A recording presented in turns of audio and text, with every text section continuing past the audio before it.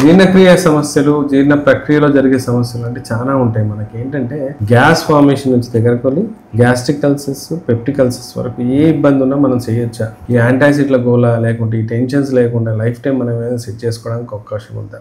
ఖచ్చితంగా ఉందండి. ఎటువంటి ఇబ్బంది లేకుండా లైఫ్ టైం యాంటాసిడ్స్ లేకుంటే జెలసిల్ లాంటి టానిక్స్ తాగుతూ లేకపోతే ఫుడ్ రిస్ట్రిక్షన్స్ పెట్టుకుంటూ లైఫ్ నెట్టాల్సిన అవసరం లేదు. అది గ్యాస్ట్రైటిస్ అవనియండి, లేదా మనకి ఈసోఫేజిటిస్ అవనియండి, గ్యాస్ట్రిక్ అల్సర్ అవనియండి, లేకపోతే పెప్టిక్ అల్సర్స్ అవనియండి, ఈవెన్ హైటసెర్నియా కేసెస్ కానీ తిన్న వెంటనే పుల్లటి వాంతులు రావటం, లేకుంటే కడుపులో మంట రావటం, తిన్న ఫుడ్ తర్వాత కడుపులో ఒక రాయి పెట్టేసినట్టు అనిపించడం, అసలు అరుగుదలే లేదేమో అనిపించినట్టు అనిపించడం, మళ్ళీ మలబద్ధకం లాంటి లక్షణాలు అనిపించడం, తేనుపులు ఎక్కువగా రావటం, లేకపోతే ఫ్లాటస్ అపానవాయువు ఎక్కువగా వెళ్ళిపోవటం, వెళ్ళినప్పుడు బాగా స్మెల్లీగా అనిపించడం, కడుపు ఉప్పరంగా అనిపించడం, పొద్దున ఎప్పుడో తిన్న ఫుడ్ ఇంకా తినాలనిపించకపోవటం, ఇంకా సాయంత్రం అవుతుంటే ఇంకా తినాలా అన్న డౌట్తో తినటం, ఇవన్నీ కూడా జీర్ణ ప్రక్రియలో జరిగిన ఇబ్బందులనే మనం గుర్తుపెట్టుకోవాలి. కొంతమందికి అయితే తిన్న ఫుడ్ తిన్న వెంటనే మళ్ళీ నోట్లోకి పుల్లగా వచ్చేయటం, ఆ తిన్న ఫుడ్ పార్టికల్స్ అన్ని బయటకు వస్తున్నట్టు అనిపించడం, ఇవన్నీ కూడా మనం గ్యాస్ట్రిక్ సమస్యల కింద మనం కన్సిడర్ చేయాల్సి ఉంటుంది. వీటికి హోమియోపతిలో అత్యద్భుతమైన చికిత్స ఉంది. మీరు ట్రీట్మెంట్ మొదలెట్టిన వెంటనే